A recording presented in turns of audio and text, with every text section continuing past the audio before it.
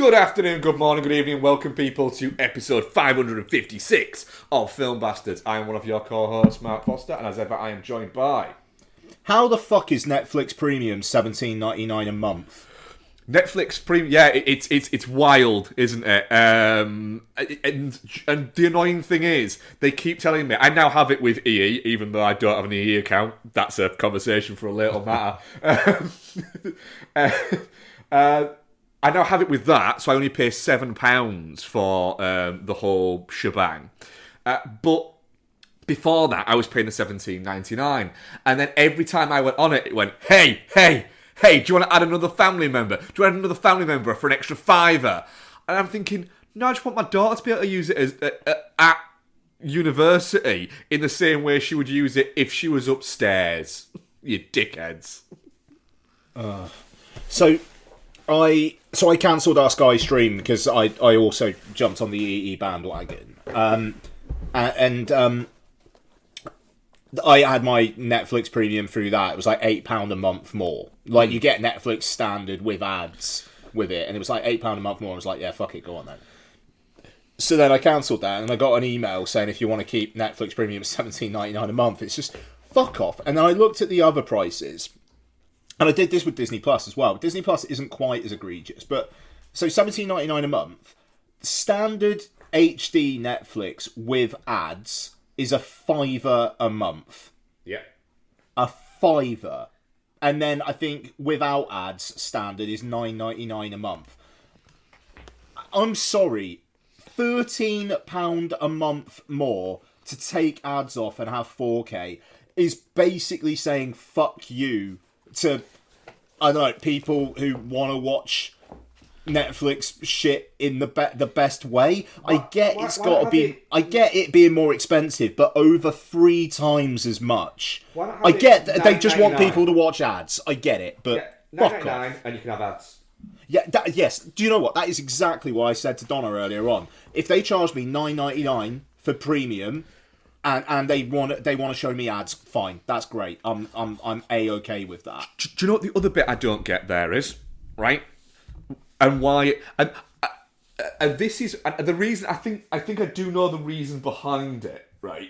And it's the same reason as to why like football is in the state it's in at the moment.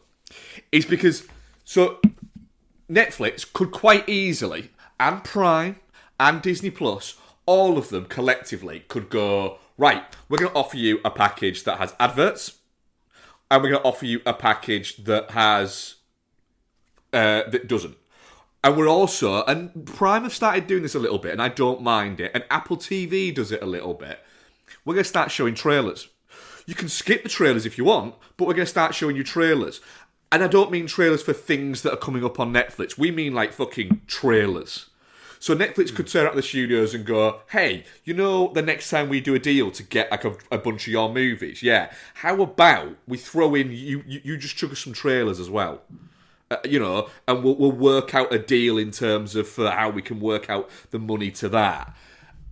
And the only reason why this shit doesn't happen is because Netflix, Disney, Prime, and Max and whatever and Peacock and all these other fucking things just don't really like each other that much. Because they all think that everybody else wants a piece of their pie. So they're all going, well, no, I need to keep this piece of my pie. And what they're doing is they're trying to grow the pie, but they're not wanting to add any more ingredients. So they just want a bigger pie, but there's no more ingredients. So you're there with this big old fucking pie dish that we're all paying for, and this fucking massive, look at this fucking family-sized pie, and you look at it going, what the fuck is, why is it a fucking, like a fun-sized pie in it? Going, oh, we're not going to actually make any more. We're not going to actually add any more to it. We just want there to be more of it. And it's baffling. I was about to ditch Netflix and go on to just the standard package.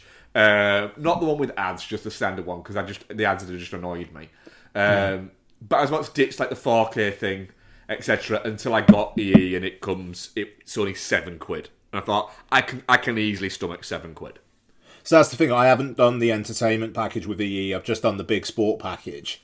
So it's like I don't think I can really justify the price of the entertainment package. But now, knowing that, if it's like, okay, an extra £7 and I get Netflix Premium, maybe I'll take another look at it. But it just, and the thing is, I get it because they've got your usage data. They can like personalize the ads so much better than even like TV can. Like, obviously, if you're watching football, that's a certain demographic, but they'll know who you are. They probably have your date of birth, what you're watching when you watch it. They can target that stuff so smart that I mean Disney Plus. I'm now on Disney Plus with ads because it's a $5. Premium Disney Plus is only $10.99 a month, so I have been a bit.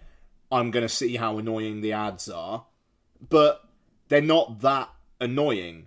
But it was like I was watching Only Murders in the Building yesterday. What was the ads they surfaced to me? Apple, of course it fucking is. They know I have an iPhone because I log into Disney Plus with an iPhone. They know the kind of stuff I'm watching, and it bubbles that up to the surface. So I get it, but it's more the egregious price difference and the fact that they don't have a premium ads plan. I don't get why not. I don't get why not. I don't get why they don't have a premium ads plan. It makes no sense to not have one, based on what they actually want you to do. It just seems like you just have one. Yeah. Like they want to switch to they want you to switch to that because they still get a subscription fee and they make money on the ads. It's the only logical reason for why I think that they charge so much for the non-ad version is because they'll go, well, fuck it, if that idiot wants to pay that, fair enough, let him. Yeah. Ian Loring, hi. Becky will be joining us shortly. We're going to do a show. We're going to do a show. What we're going to cover? We're going to cover Wolfs, the new Apple TV joint starring Brad Pitt and a barely awake George Clooney. We're going to also cover Megalopolis, and we've got a couple of Ring films that we've already watched, haven't we? Yes, indeed. Ring and Ring 2, baby. Yeah, so we're gonna do that. So, oh yeah, did you want to carry on? No, that's good. That's good. Yeah. So one thing I just wanted to bring up. It's been announced today that Total Film is stopping.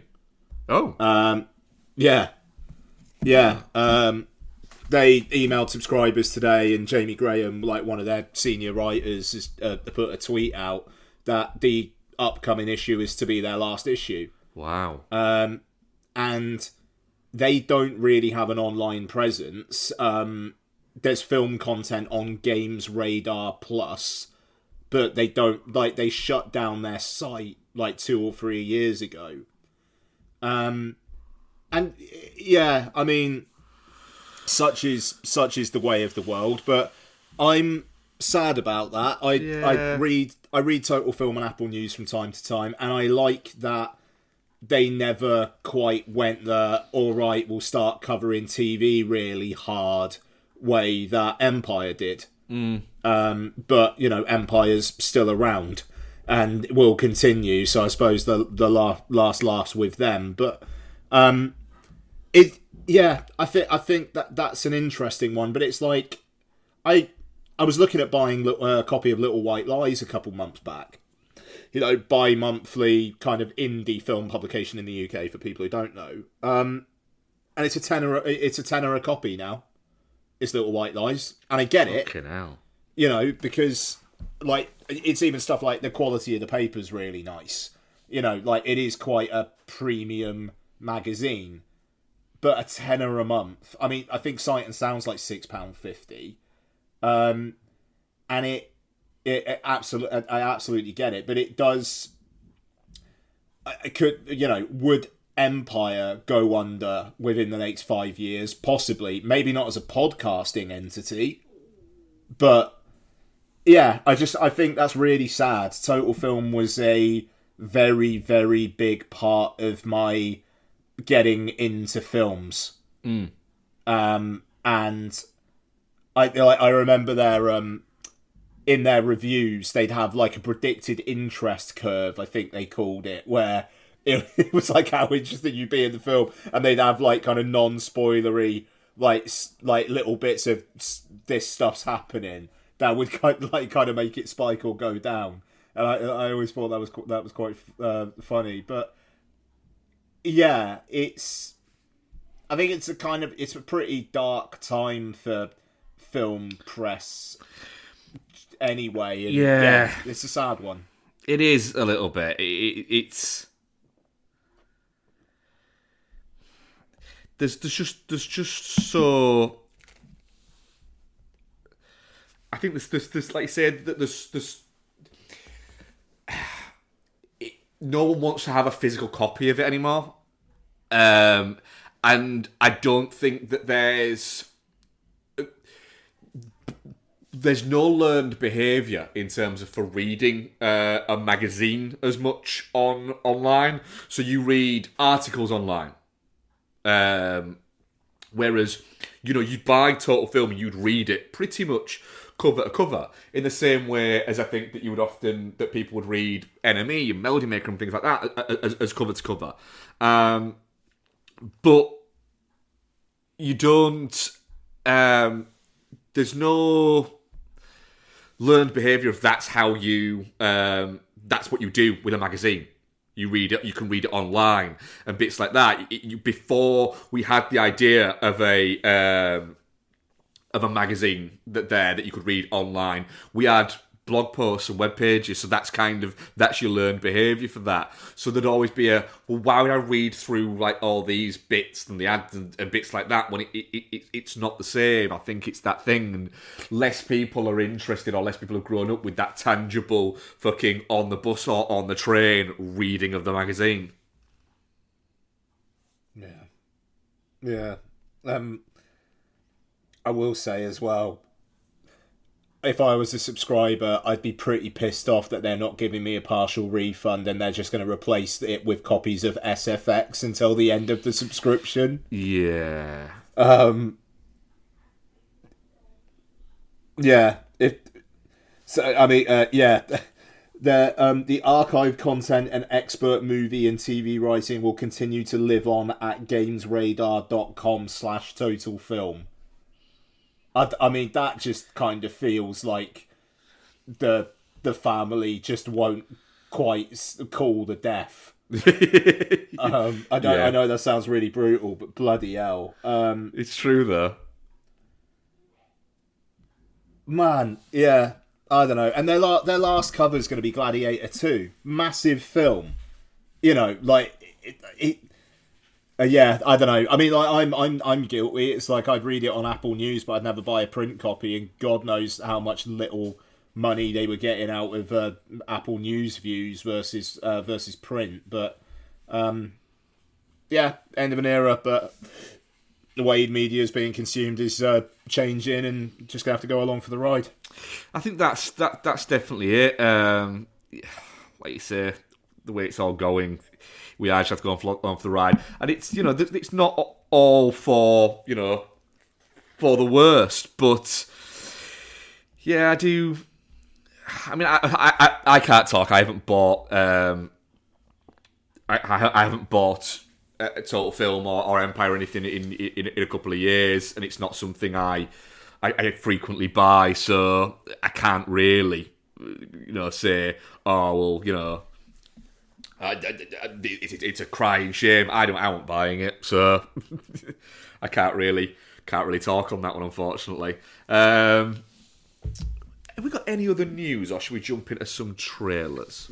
Yeah, no, let's do some trailers. I just wanted to mention that because it was, like I say, Total Film were a big part of my teens.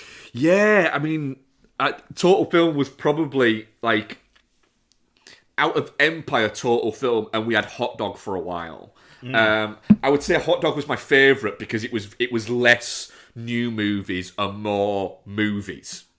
So I really kind of dug that idea for it. But Total Film, out of Total Film and Empire, this isn't anything against Empire, that's not saying that Empire was shit or anything like that, but it was more Total Film because it was Total Film, effectively. Empire's like literally kind of like in like your Tesco or Sainsbury's or whatever, it's the last one standing now. Yeah. Yeah. And it's how long? Wild. Yeah, I mean they're fair play. They must be doing something right. Yeah. Yeah. All right. Cool. Trailers. What have we got? What have we got going on in trailer world? Let's have a look. We have Fucking shitload. There is actually quite a few, actually, isn't there? Just getting them up now. So, Companion. Yeah. Did you watch this one? Yeah, that's a pretty interesting image at the end. Her arm on Her arm's on fire, yeah. I must admit, I was like, all right, go on then. Yeah, because through it, I was a bit, all right, this looks a bit fucked up guy, what, keeps a girl imprisoned or something. But then that image at the end, it's like, right, okay, something else is going on here then. Yeah. Right, fine. There's something, yeah. Because also as well, that it doesn't seem like she's permanently kind of under the... She's not permanently, like, locked up, is she? She's quite free at points. So, yeah. I very much liked the look of that. Yeah, so. Red 1. Latest trailer for this. Do you know what? I was about to say I didn't watch this, but I did. And I've completely forgotten it. Yeah. I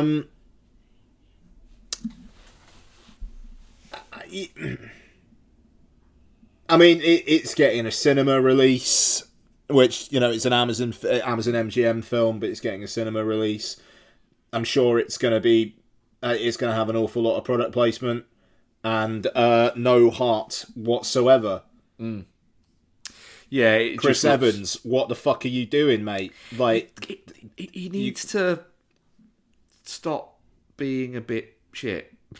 It's a weird one because I remember during his MCU days he was like, yeah, but you know what, I really want to direct, you know. And since he's left the MCU, he did Knives Out, but you know that was made before he left the MCU.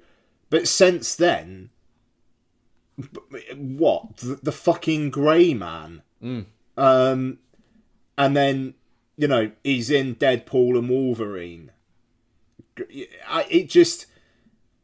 Yeah, I don't know. Enjoy your paycheck. It can't be that satisfying to have to do that shit though. Surely it can't be. Surely it's got to be. Yeah, like you say, there's got to be something else.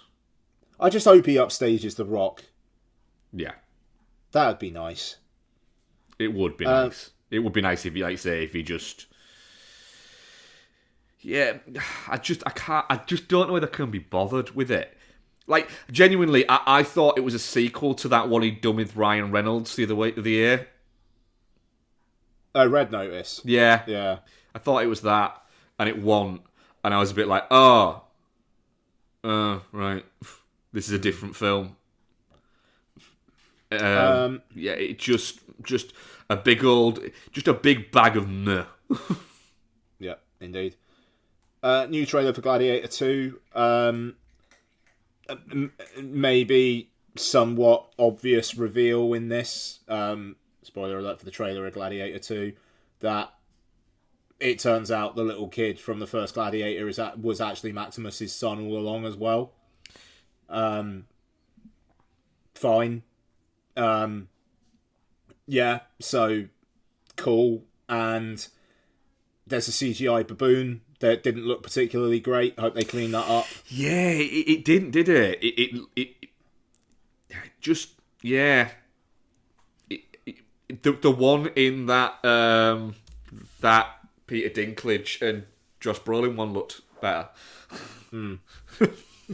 Yeah. No, it did. The orangutan. Yeah. Absolutely. But this looks fun. I'm looking forward to this. If it's like Paul Mescal's out for revenge, but then Denzel Washington's trying to play everybody so that he gets power, I think I'm going to be more interested in the Denzel Washington stuff, to be honest. But we'll see. People say it's great. For like Hollywood people who have seen it, saying it delivers. Looking forward to it. It's only about 6 weeks away.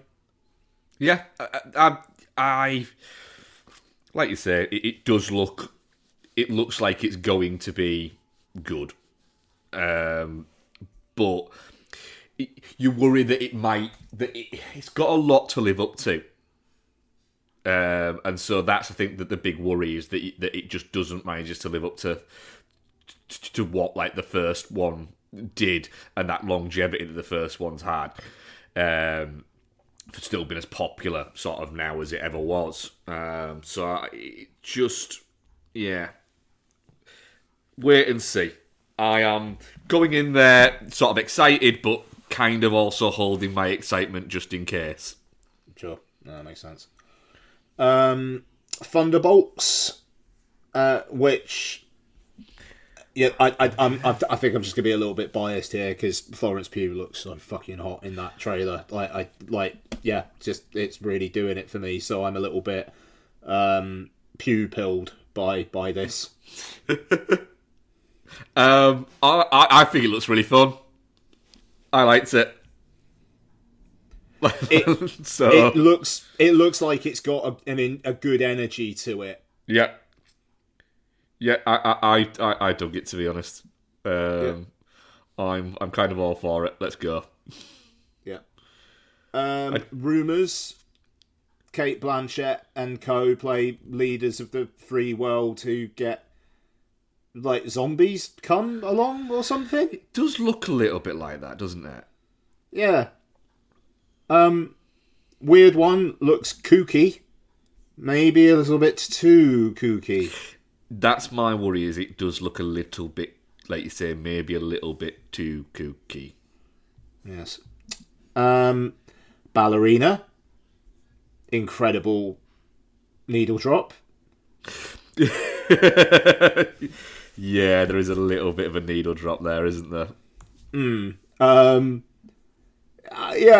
mean, maybe a little bit biased. I watch Annie Dartmus kick the shit out of people. That's where I am. It looks good, and then what's his name? Keanu turns up, and you're like, you know what? Go on then. So yeah, I think I'm there with you in the sense of why the fuck not? Yep. Maria, Pablo Larraín's new one. Angelina Jolie getting some Oscar buzz. Kind of hope she doesn't get nominated for an Oscar because I really don't want to watch it. Kind of hope she doesn't get nominated for Oscar because I just don't like her. I just think she's a bit of a knobhead. And she crops up. It's like every few years she decides she has to crop up and be in something really fucking worthy, and she's there's a desperation to her that I think I don't get along with. She seems like she'd be not only like a shit pint, but she feels like she'd be like a shit person to be stood like behind in a queue. Fucking hell. Alright, that's Maria. Okay, Jacques Audiard's new one, Emilia Perez. Chaotic as fuck trailer. Yeah. What's this? What is this film about? I don't know, but the trailer gave me anxiety. Yeah. I don't know. We'll see. Comes out on Netflix in November. Yeah, that's I think it. I'd be more excited about it if it came out in a cinema. Yeah, a little bit. To be fair, yeah. That bothers me a little bit. I'd kind of like to be a bit more excited about it. I'll leave one for towards the end. Okay, we got Baby Girl.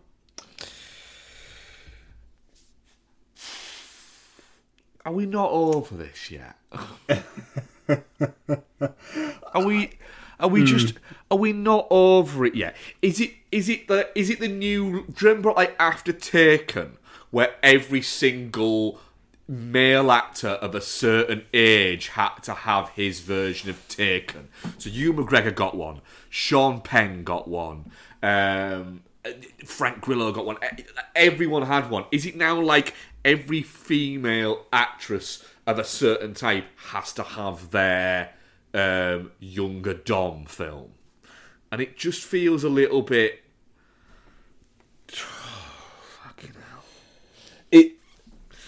Yeah, I don't know. It just it feels like it's made for people who are very, very online. It's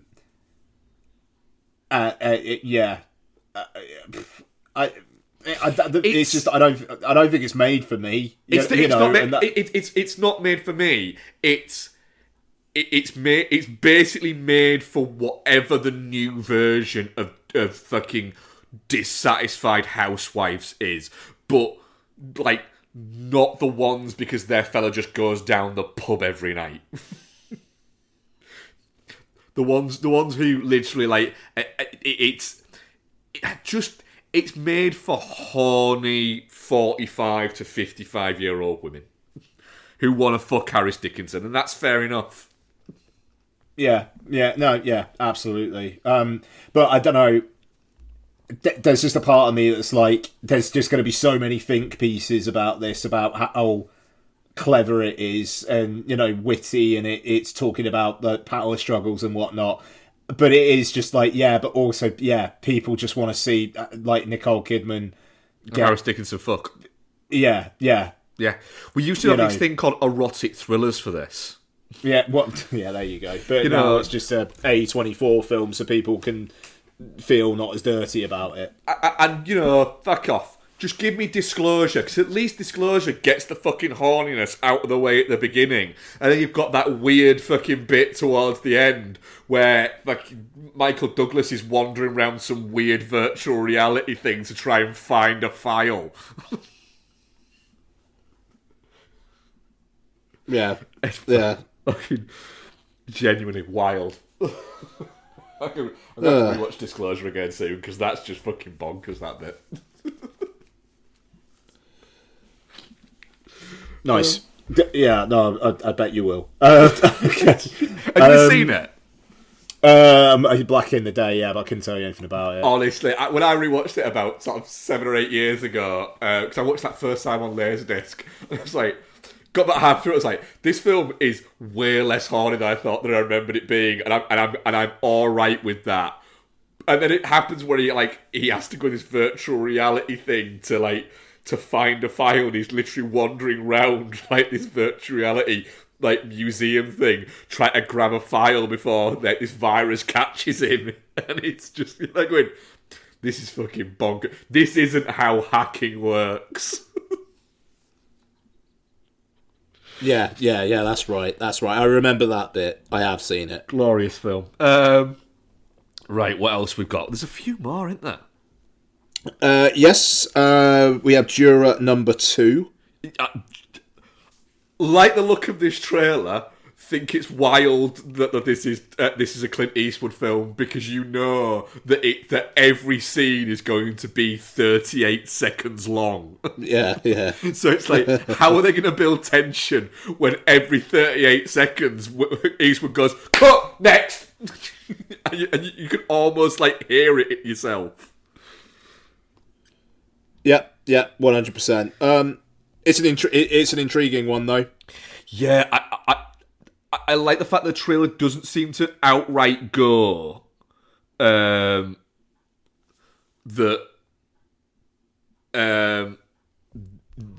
it's he definitely knows that he didn't kill her, that he killed her.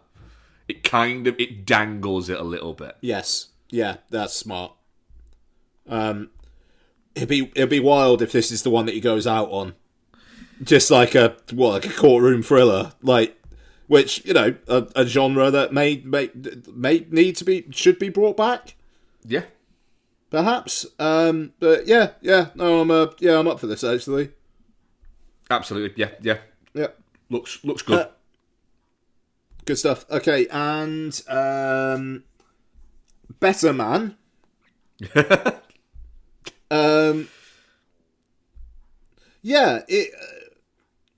So, you know, it's the Robbie Williams biopic where he's played by a monkey. Great.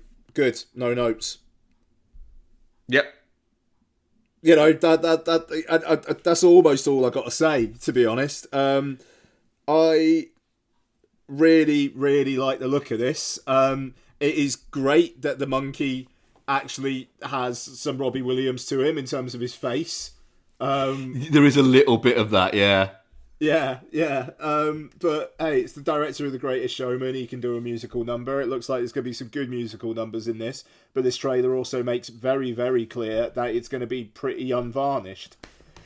And it looks funny. It's coming out on Boxing Day in the UK. This thing is going to be huge. It's going to be fucking massive. Yeah, I think it will be absolutely fucking huge. And here for it. That is a Boxing Day watch, like, no problem. The fuck off Glenn bit just fucking got me. Yeah. That had me absolutely howling. Like, I heard. I don't know if this is a joke or not, but apparently the last line of the film is "I'm a cunt," and it's just like cool. The thing is, I get the feeling like it very much could be, because he's very much come out and said this is like warts and all. Yeah. So, yeah, go on then. Yeah, great. Do you have? I've got one more kind of like big one. Ooh. Do you have anything else? No. Wait, do I? No, that's it. Okay. Ryan Coogler's new film, Sinners. Oh, I did watch this, yeah. So, Coogler made a deal with Warner Brothers where after 25 years he gets the copyright to this film. Which is so cool. Yeah. And apparently Tarantino did the same with Sony for Once Upon a Time in Hollywood, which I wasn't aware of. But I love that Coogler has just absolutely gone for it here. Him and Michael B. Jordan have made an original film. It's a gothic horror thriller, shot on IMAX cameras, and looks like a movie, sounds like a movie. The teaser is evocative. It just I find this teaser a very compelling couple of minutes. Yeah, it's nice to have him doing a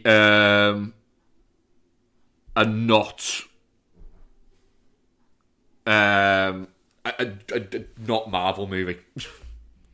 Yeah. I think that's the interesting bit, is the fact that it's not going to be a Marvel movie. And that's the thing, he's done that now, and there's no sign of a Black Panther 3 coming. You know, like, it feels like what's more likely to happen now is in a decade's time, the kid in Wakanda Forever will be grown up, and they'll do him as Black Panther. Like, and maybe Coogler comes back for that, maybe not. You know, but for now, Coogler's going to do his own thing, and it's great. It's like with Jordan Peele's new film next year. I hope these pay off, because that's what we need. Yeah, you know, we need big original concepts that don't just go to Apple TV.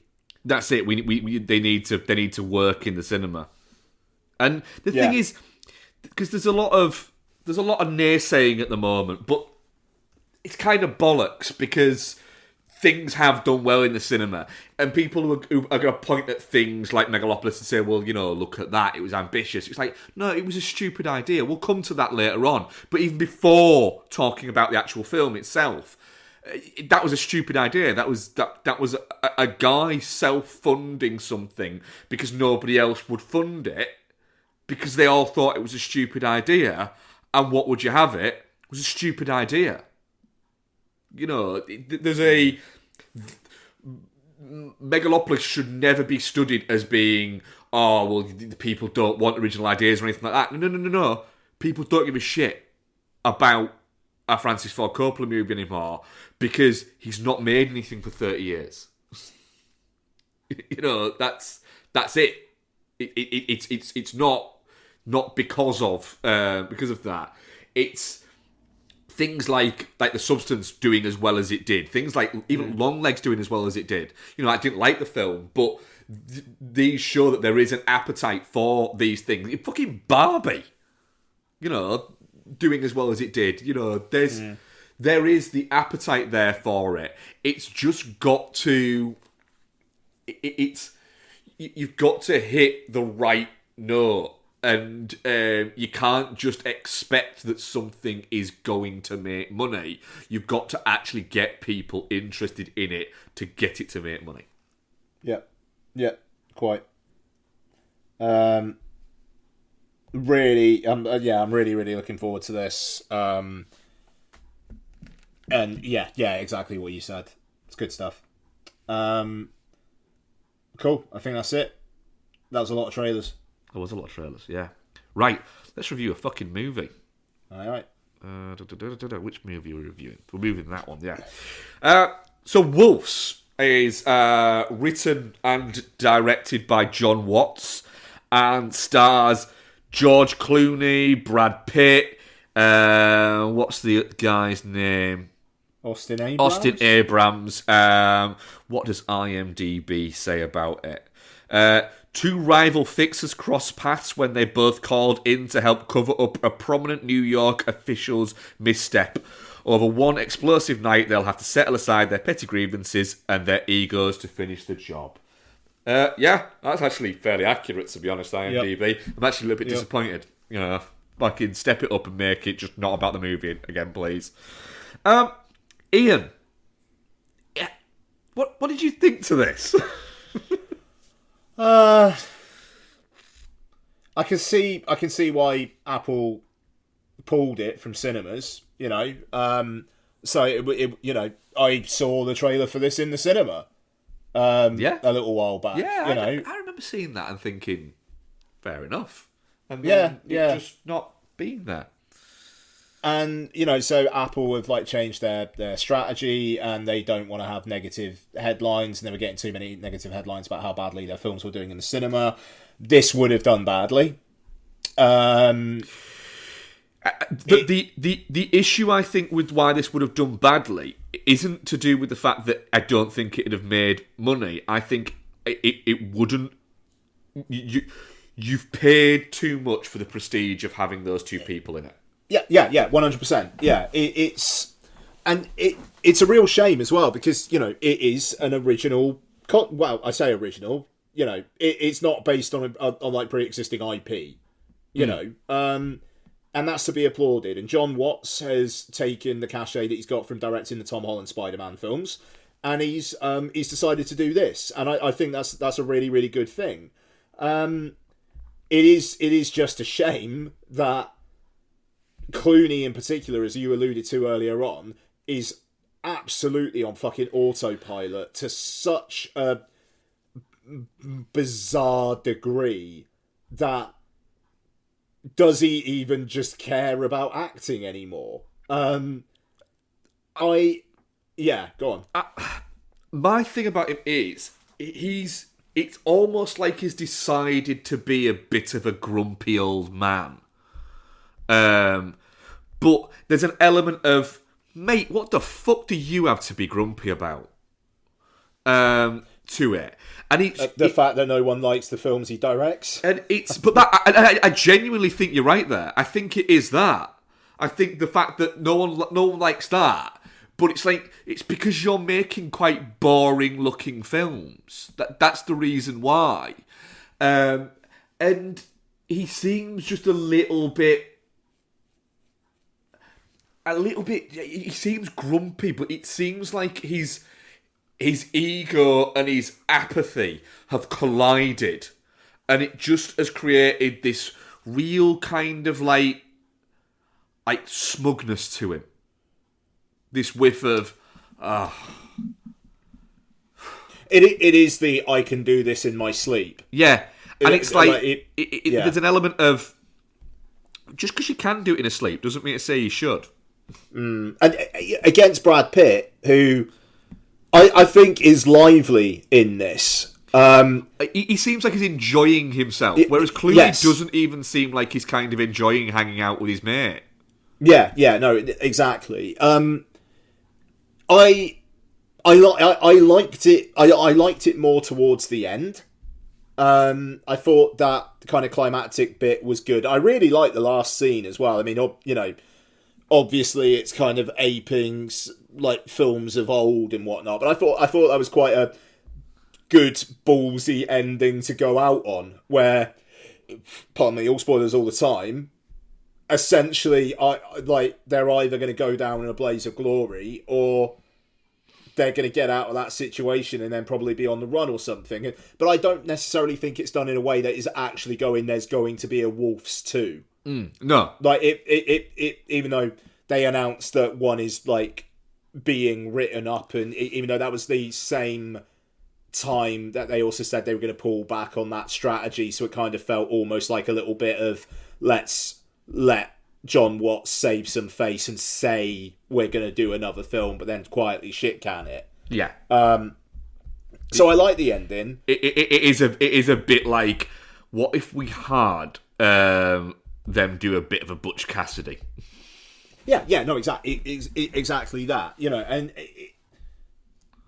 the film up until then, it just feels very, very by the numbers, and it doesn't have the spark of the Ocean's films. The kid is fine, but it's weirdly low energy. For as much as this film probably cost, there's fuck all life to it. Like, apart from the wedding bit, it doesn't really feel like there's anybody else in the universe apart from the main characters. And it felt empty. It felt airless. It felt lifeless. But when there are sparks, those sparks are decent. So I don't necessarily think I can call it shit, but it's one of the most 3 out of 5s you'll ever 3 out of 5 for me. And I think I'm 3.5 because I enjoyed the second half of it a lot more than I enjoyed the first half. Fair, yeah. It goes on a little bit too long, and it's not that long. But I think I certainly got enough out of it for it to be enjoyable. But there is a little bit. There's too many threads to it, I think, and there's too much of them, like of them kind of not getting along and thinking each other's great. It just feels a little bit like, come on, if you two were that good at your job, you'd know that the other one exists. Yeah, there's an element of that, or is it both? The other bit there is it just that both of them just have too big an ego that they can't comprehend to it, which again would be fair enough.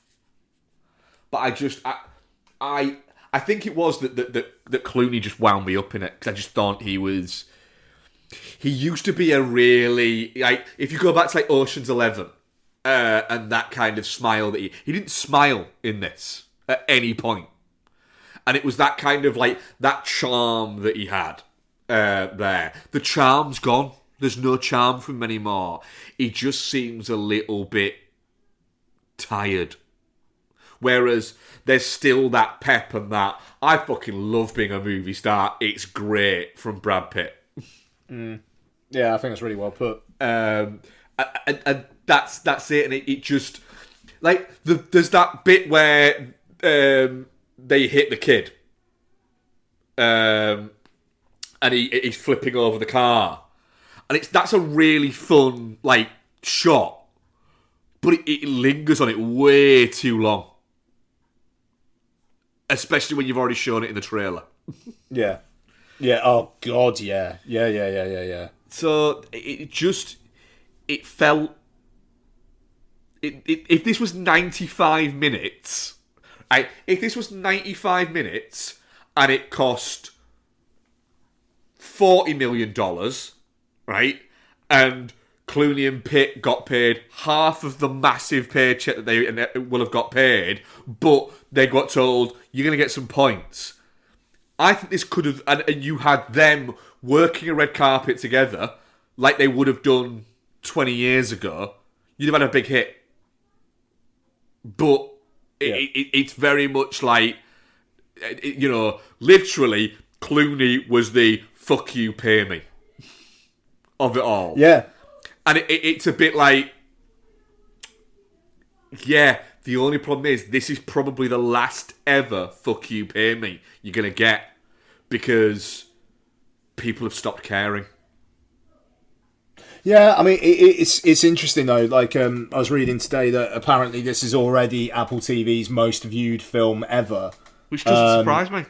And yeah, because it's George Clooney and Brad Pitt, yeah. And this is the thing. It feels like for like streaming, Clooney could star in films for a good while yet and be really, really successful, but it is. What would have made people go to the cinema to watch this? Like, yeah, I mean, especially 20 and 30 somethings. Well, that's it. You wouldn't have got it. You might have got people to go and watch it at the cinema. Like I said, if it was half the budget, so they could. So let's say they had 90 million in total, including film and marketing budget, and you had George Clooney and Brad Pitt together, just working the carpet and doing the press circuit and being like that, I think you would have generated enough kind of buzz that would have got it to have made a decent amount of money. But that's basing it on Clooney having that kind of level of charisma now. Whenever you see him, he just looks a bit... He looks a bit just grumpy. And it's... The magic's gone for him, I think. And, if it has, just stop. You are really fucking rich. But I mean, like, this was an Apple deal originally. They must... If this cost if this cost over $100 million, they must be getting fucking paid for this. And I suppose, if you want to give me $50-60 million to hang out with a friend of mine for 6 weeks and shoot a film, fine. Apparently, because the listed budget for it, I was reading about it earlier. It said that it's 85 million, but apparently that 85 million isn't the budget for the film that's out there.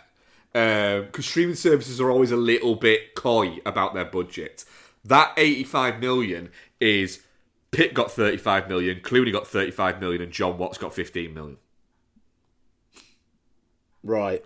And then you've probably got, a 35 million budget for the film itself?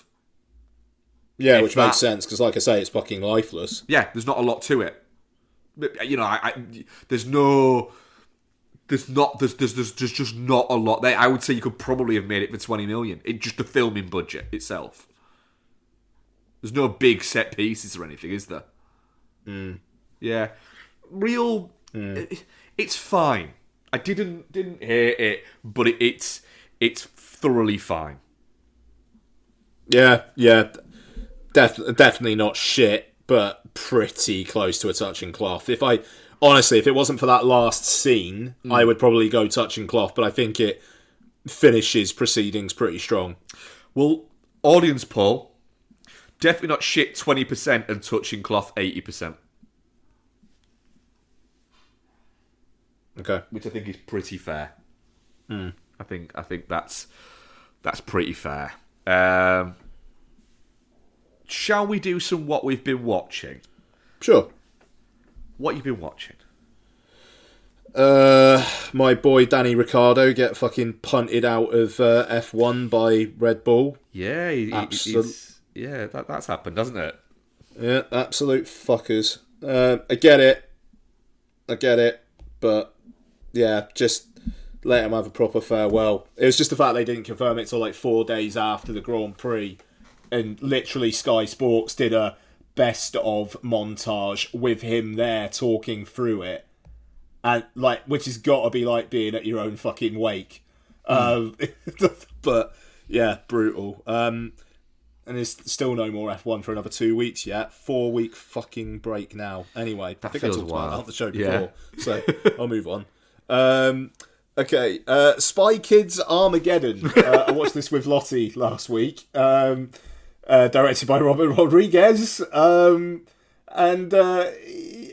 I mean, it's about an evil video game developer, which I swear the Stallone one was as well. I thought it was, yeah. Yeah, so you got that again. Everyone's favourite Trump supporter, Zach Levi, is in this fucker. Yeah, all the presence of a wet towel. Yeah, I don't know. Spy Kids Armageddon. Lots enjoyed it. Yeah, there's like nothing. There's just nothing for adults. But it's the fifth Spy Kids film. Fair enough. I watched Is that a new one? Yeah, came out like last year. That's wild. Yeah. I watched Jeremiah Chechik's The Avengers. For some reason. So Ray Fiennes, Uma Thurman. The reason why Avengers is called Avengers Assemble in the UK, which is very funny.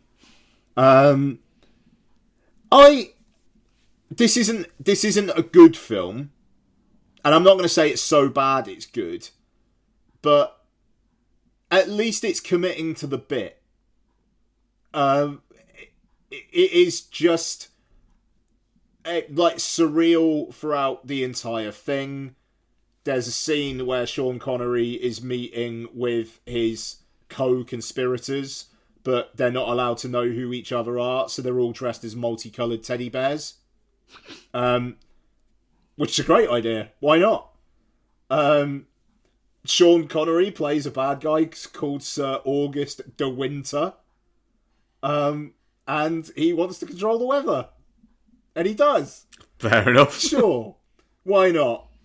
I mean, it's bonkers. Eddie Izzard and fucking Happy Mondays, man, Sean, whatever his name is, Ryder, play henchmen.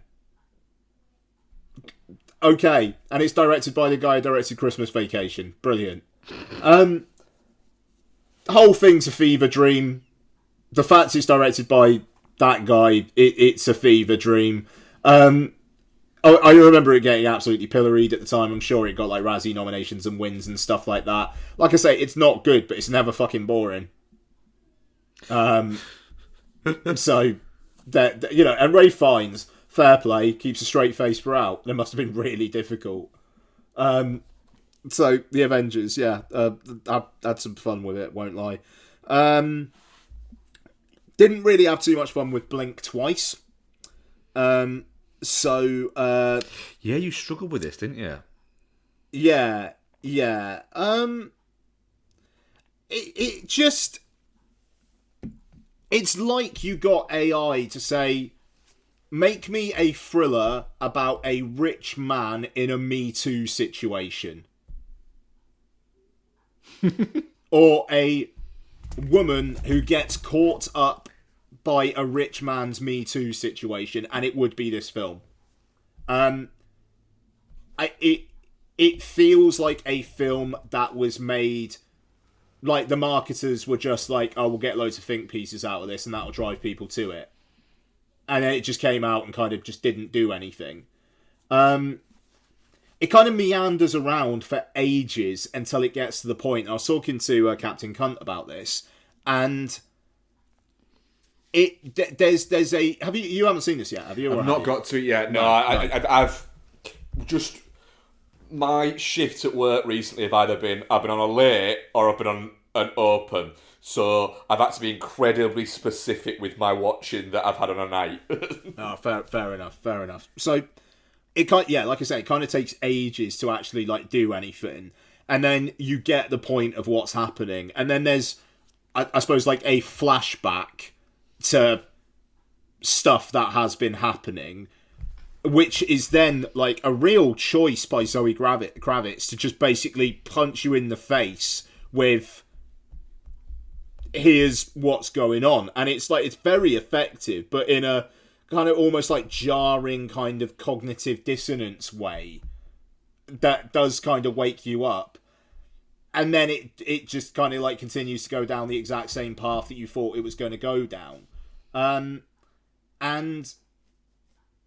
it's not to say that stories like this shouldn't be told. And I think it's in, she wanted to call this Pussy Island first, which is a great, like, grabs you by the jugular title. And there's one scene in this that also does that. The rest of it feels pretty meandering and just a bit, do you get what's going on? Do you get the point? Do you get the point? Me too. Like, and then the ending, I genuinely don't know what you are supposed to think of the ending. It feels like it's going for something, and it's just... But was the rest of the film actually going for that thing? That's a weird note to end on.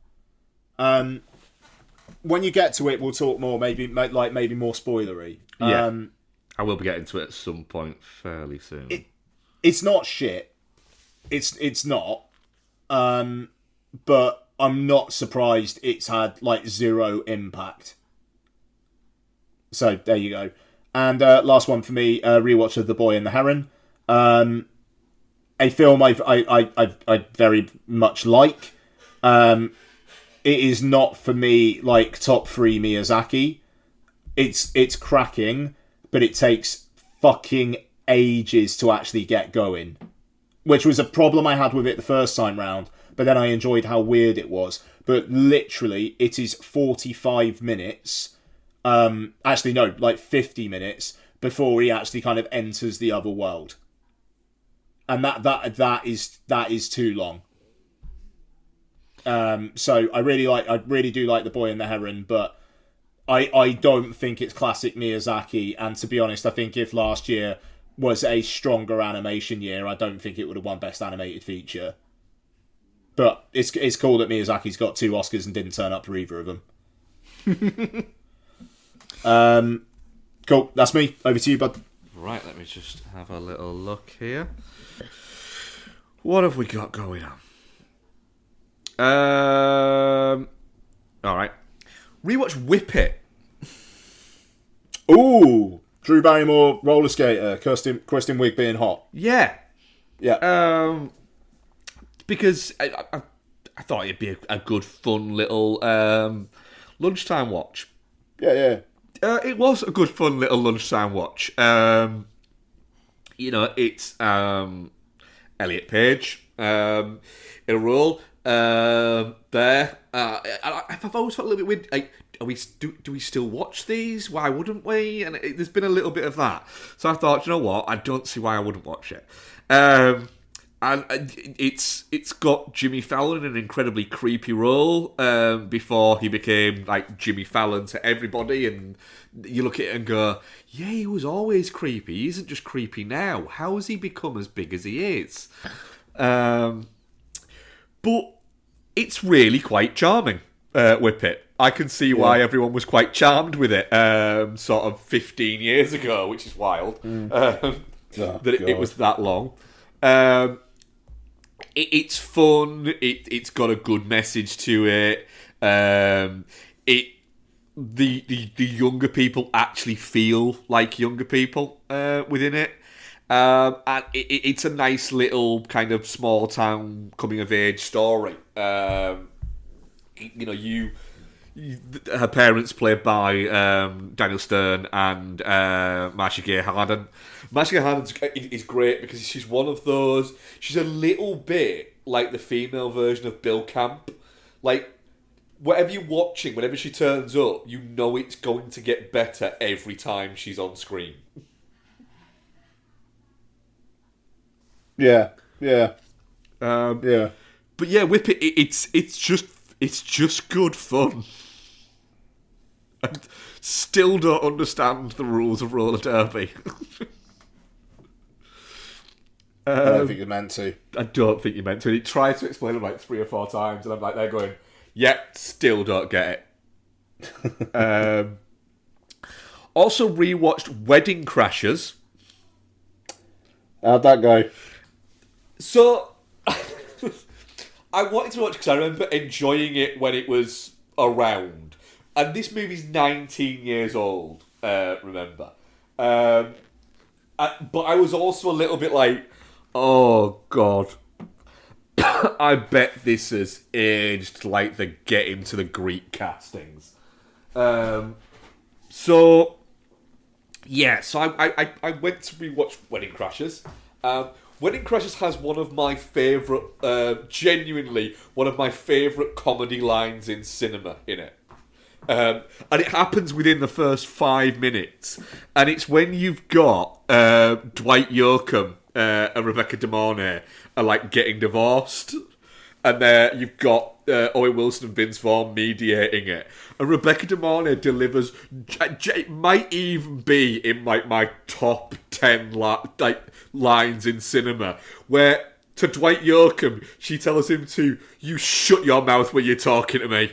And Vince Vaughn gives this reaction of, what?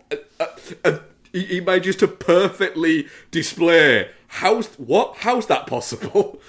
In this wonderful moment. And it's, you know when you just have moments in cinema that just live with you for no reason, and they're not the big moments. That moment lives with me. And I will frequently quote that, like, to Becky, when she's saying something that is just like, she's telling me something that I don't want to do, and I'm like, you could shut your mouth when you're talking to me. And she'll just usually do what she does anyway all the time, just call me a dickhead and I'll do it. But also as well, Rachel McAdams, you look at it going, yeah, I do think Rachel McAdams looks hot enough for all these things to happen within it. It might be one of Vince Vaughn's best comedic performances, and I find Vince Vaughn funny. But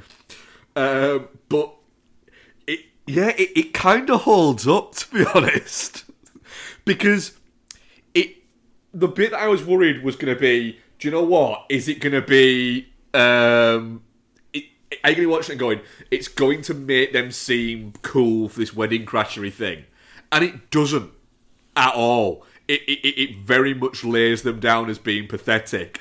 But then you have also got Will Ferrell playing Chaz Reinhold, who at the end of it starts crashing funerals. But the thing there is, you're laughing at it going, yeah, it's funny, but he's also this incredibly pathetic guy who, like, arrives. And the thing is, I think there's an element of 19 years ago, there was an element of thinking that he, of like that Arrested Development viewership were thinking, so fucking cool. And it's like, no, it's not. It's really pathetic, but it's funny. I had a weirdly good time rewatching this. Yeah, good on you. Yeah, good on you. It wasn't as fucking hell as I thought it was gonna be, and Vince Vaughn is genuinely funny in it. Also, as well, She Was My First Asian is still a great line. It's still a great line. Another one that I think that weirdly, Becky's just arrived, but she's just just getting herself sorted post-work, that we quote for no reason.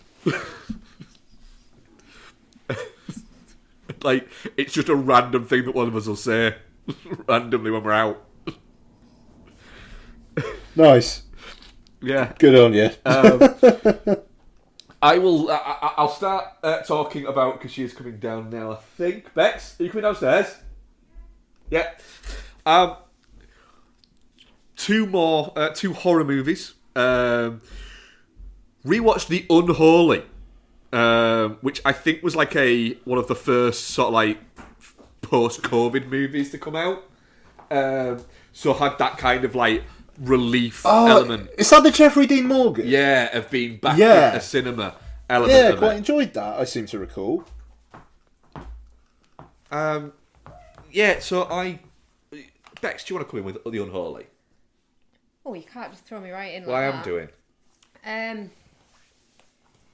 Yeah, do you know what? I remember. I feel like I remember not particularly liking it when it came out and feeling like it was a bit derivative. But I really enjoyed our rewatch of it, to be honest. I really liked it on first watch, and I really liked it this watch. Yeah. It's good. It's sorry, the cat's been a prick. It's way better than it has any need to be. Yeah, and those dolls are creepy. Yep. Creepy dolls. It's always a good thing. Trope, that's what I was after. Yeah, no, I think it's really good. Like the kind of representation of like religious fervour and stuff. Yeah. Yeah, no, I really enjoyed it. Really enjoyed it on rewatch. Yeah. What else did we rewatch, Becky? So we also rewatched Darkness Falls, which I still maintain is fun enough. It's shit. Is that the Tooth Fairy one? Yeah. Right, okay, yeah. Like, it's shit, don't get me wrong, but it's fun. It is as dull and as fucking lifeless as, what's her name, Emily Caulfield's wig in it. It is a bad wig. It's a terrible wig. This film is painfully boring. No, I don't agree. And it's got an irritating as fuck kid in it who can't talk properly. Yeah, that kid is annoying. Yeah. He's got that American kid voice. Yeah. Where he can't It's always in pronounce any of his words properly. Yeah. And I was thinking, why just let her have him? It's fine. Yeah. Yeah. Fair. He seems like something lame. He seems too lame to live. So something bad's going to happen to him anyway. You might as well have a good story out of it. Oh, it's fucking evil this fucking evil tooth witch got him. Yeah. Duh. Yeah. And Emma Caulfield looks far too much like a grown-up to have a kid brother that age. But it's almost like it was her kid and they decided halfway through filming, no, then we've got to try and we need to work it out. No, we'll have it as a brother. How do we work that out? We'll sort it. There'll be a line of dialogue later on. And then when they've sat down and watched it in the cinema, they've gone, fucking hell, do you know what we did, Johnny? We forgot to put that line of dialogue about how it's a brother. Oh, no, it's not going to be too bad anyway. Wasn't there a bit in it where you were like, did he just call her mum? He did call her mum. He calls her mum at one point. Yeah. Yeah. Yeah. Bad movie. Yeah, no, like I say, I'm not saying it's good. Yeah. What else have you been watching? So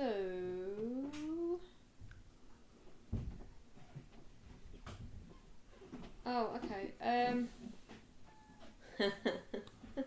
Right, okay. I think I did 30 Days of Night. We did 30 Days of Night last week, didn't we? So I watched the Laugh Riot people-pleasing movie Grave of the Fireflies. Oh, fucking hell. Do you know what? It's a horrible watch. I think it's an important movie with an important, like, don't forget this shit kind of vibe to it. But it's a horrible watch. Like, it's just awful. But it's also, like, very good and very well done. So it's like there's this weird conflict with it. If that makes sense. But yeah, it's heart wrenching to watch. Yeah, I think with the Ghibli stuff, I always skew Miyazaki, and watching like the Takahata ones, like it's yeah, it's like I always forget in my mind that there's other people that make movies for them. A little bit. I also watched Unearthed and Untold: The Path to Pet Cemetery documentary. Sorry, can I just interject very quickly on something? You won't have seen that. Right, I'm going to be quite base and quite disgusting for a second. Okay. But the cat was just cleaning himself, let's say. Right? And then find his own face. And it was quite brilliant. Yeah? Did he shock himself? He did, yeah. Oh, that was great. That serves a little prick right. Yeah. Sorry. But that was wonderful. Yeah, The Path to Pet Cemetery documentary about the making of the movie Pet Cemetery. Really, really interesting, to be fair. I think if it's not a film you already love, you're not going to get much mileage out of it. But if it is, there's some interesting like on set like anecdotes and stories and some like good little interviews and stuff like that. Yeah, and everyone loves Fred Gwynn. Cool. So I also watched. So Ian, you're the father of a girl child. Are Monster High dolls still a thing? Sorry? Are Monster High dolls still a thing with younger girls? I don't think so. Okay. So Monster High dolls were They're like... definitely trying to make a comeback because we've got some of the merch in at Well, work. there's a new movie coming out. So Monster High dolls, basically, like the original range were these Bratz style kind of dolls with that kind of look, but they were all like the offspring of like the big monsters. Yeah. So there was like Draculaura, Frankie Stein. Yeah. And Isabel had them when she was a kid, didn't she? 'Cause she never really fucked with Barbies. No. But she liked spooky shit, so Monster High dolls it was. And there's a movie. Mm-hmm. I really want to say the movie's shit, but for the demographic it's aimed at, it's fine.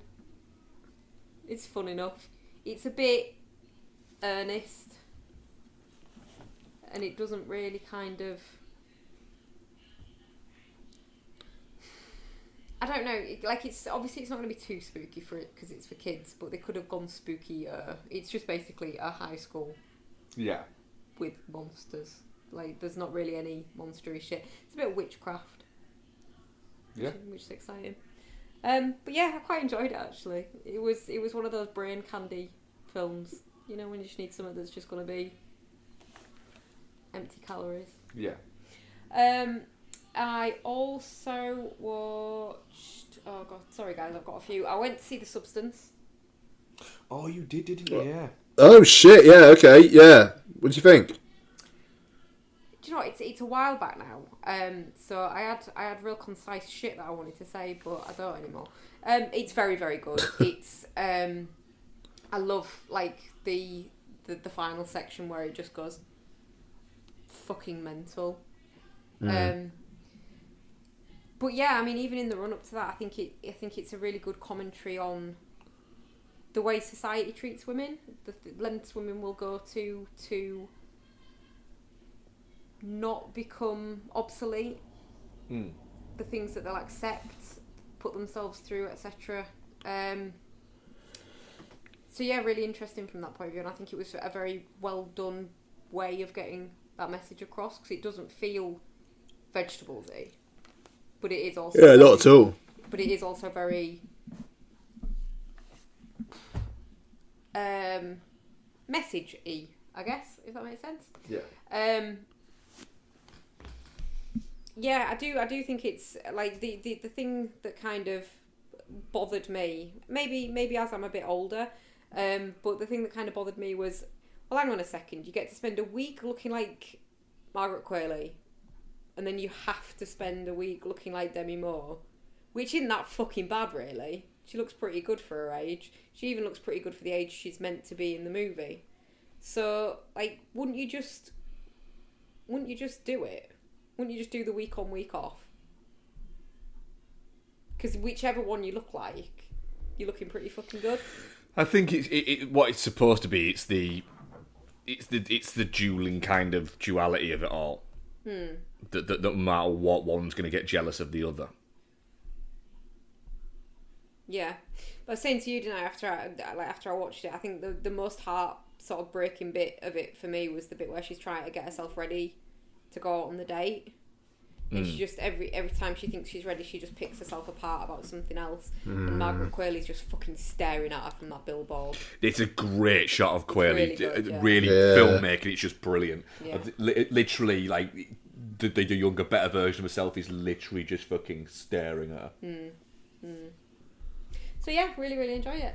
I also watched Wes Craven's New Nightmare, because it's October, so everything's just horror. I haven't watched New Nightmare as much as the rest of them. And I always forget just how kind of like, and I hate the word, but how meta it is. It's just very clever. It's very cleverly done. But not probably as good as the actual proper Freddy movies. But good nonetheless. And I also watched Pray for the Devil, which I thought that I'd not finished when it first sort of came out. But I had. It's just boring, so I forgot it. It's just real inconsequential shit. Very cliched. I'm not a big fan of exorcism movies. As a rule, they have to be pretty fucking special to kind of make any impact on me. And this one doesn't. And I think that's me, except for the ones that we've got like to do. Oh, I've started a trilogy rewatch, and I finished the first one of that, but I'll save it for when I've got all three to do. I wonder if you can think what trilogy I might have started rewatching in October just before we go on holiday. The Donkey Punch trilogy? No, I've started rewatching the First Street trilogy. Oh, nice. Right. Let's get going. Let's get mega. Right. So Megalopolis. I'm just gonna get up the IMDb. So let's see if IMDb knows what the fuck it was about. So it's written and directed by Francis Ford Coppola. Stars Adam Driver, Giancarlo Esposito, Natalie Emmanuel, Aubrey Plaza, Shia LaBeouf, John Voight, Lawrence Fishburne, and a bunch of other people turn up. The city of New Rome hosts a conflict between Caesar Catalina, a brilliant artist in favour of a utopian future, and the greedy mayor, Franklin Cicero. Between them, it is Julia Cicero, her loyalty divided between her father and her beloved. Might be what it's about, don't know. Doesn't sound like it, to be fair. Ian, what did you think of Megalopolis? Francis Ford Coppola is a fucking fraud, and he's been found out. I think you could be right. Look, we were looking forward to it. I was worried, like, going in based on everything, but the marketing's been decent, and hey, it's Coppola. But do you know what? Coppola's made like over 20 films. How many of them are actually good? I think there is. I had a look at this after it, because I had the same thing, and was like, I haven't seen like the first two. I've seen Finland's Rainbow. I haven't seen You're a Big Boy Now, I don't think. But like you've got Godfather, Conversation, Godfather Part 2, and Apocalypse Now are all just brilliant. Like the greatest 4-movie run maybe ever. Yeah, it's incredible. And I've been saying this a lot sort of recently to people, is I would say that Coppola has 4 of possibly my greatest 20 movies of all time in there, and yet he wouldn't even cross my mind as being one of my favourite directors. No, and no, exactly. Outsiders, Rumblefish, and The Cotton Club are all great as well, by the way. And not to the level of the other ones, but they're good films. Yeah, Dracula's a banger, like that. So it's. But I've seen a lot an accidental banger.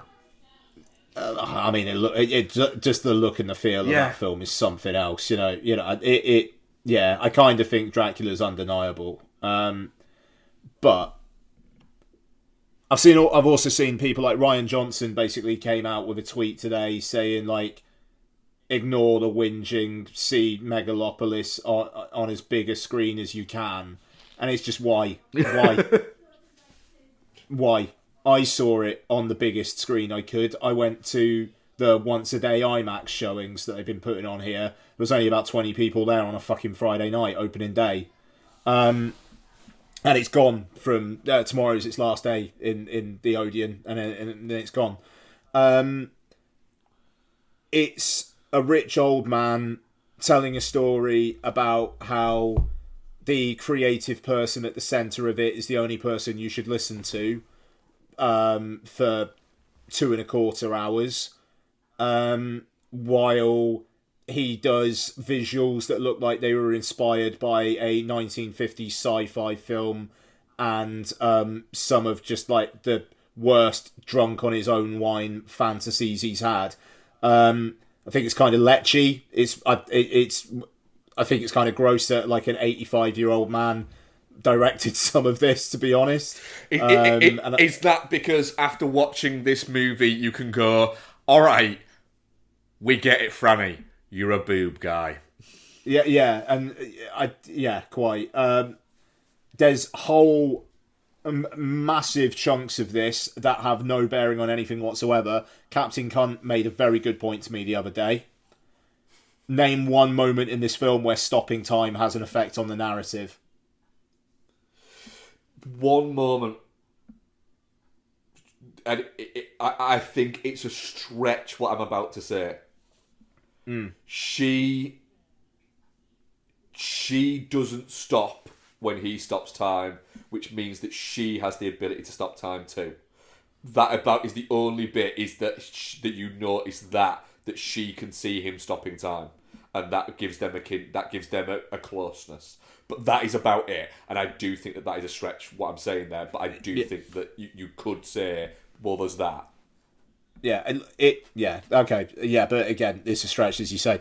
I'm glad he hasn't spent anybody else's money on this. To be honest, you want to spend your own money making this, mate? Go ahead. This, I pray, it's the last thing Coppola ever does, and I think it was a mistake. Bex, what do you think to Megalopolis? Yeah, I mean, I agree with everything that you're saying and everything that you've already said to me. It's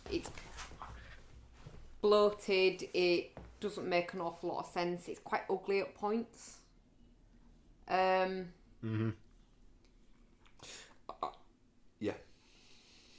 I think, Ian, you said that like all the good-looking bits, all the impressive good-looking bits are in the trailer. That's true. I swear, every shot. The impressive, what are supposed to be impressive shots that aren't in the trailer are ugly. But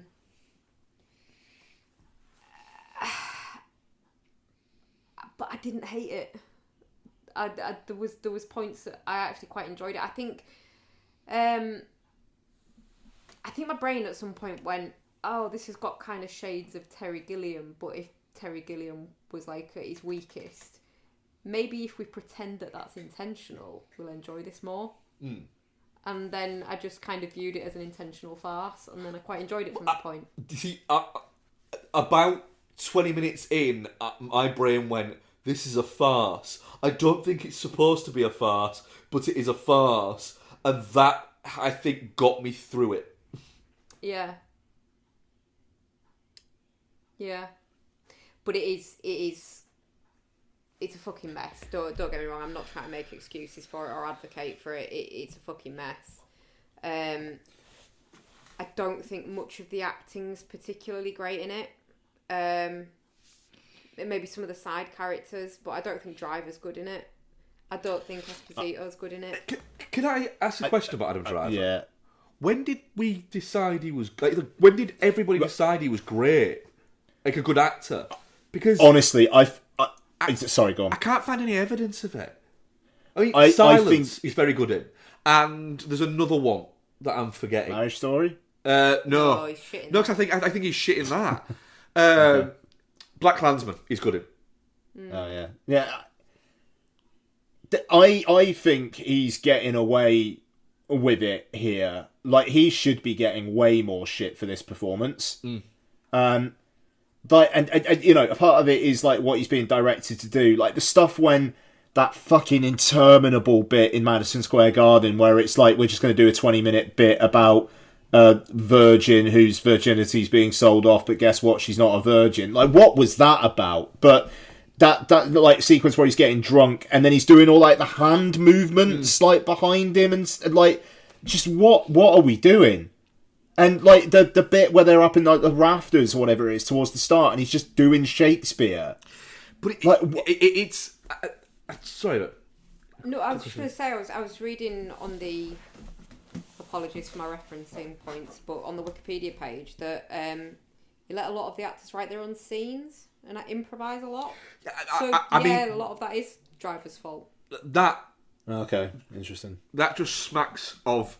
Coppola he is quite a lazy writer. You know, take Apocalypse Now is a prime example of that.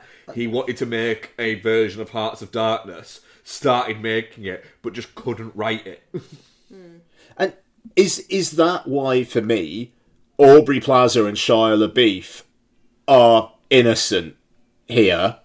To be clear, I'm saying Shia LaBeouf is innocent in this film. Or his performances, where if they're writing their own stuff, they kind of know what they're in, and then they go for it. Like the scene where Aubrey Plaza is dominating LaBeouf, is seducing him, but also on her terms. Yeah, that is very funny, and that's an entertaining scene. John Voight, what do you think of this boner I've got? Like, is legitimately laugh out loud funny to me. I know he's problematic and stuff. I thought John Voight was one of the better things in this. Yeah. The mad at least he's not Dustin Hoffman who gets killed off screen. Yeah. I mean, basically, like it's almost like they forgot he was in it, and it was like, oh yeah, let's just say that he got crushed by something. It's like, what? Yeah.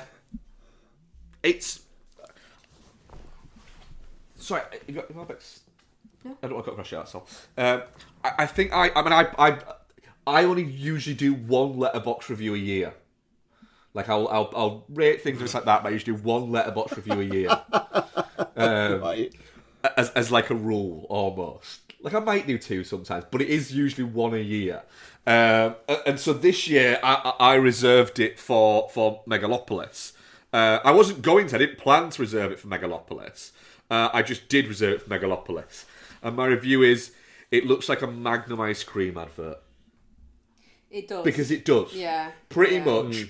If at any point you could Photoshop either a Magnum into someone's hand or the generic sexless attractive girl that you get in Magnum adverts, just walking along the background holding a Magnum, then I don't think it would look out of place in any of it.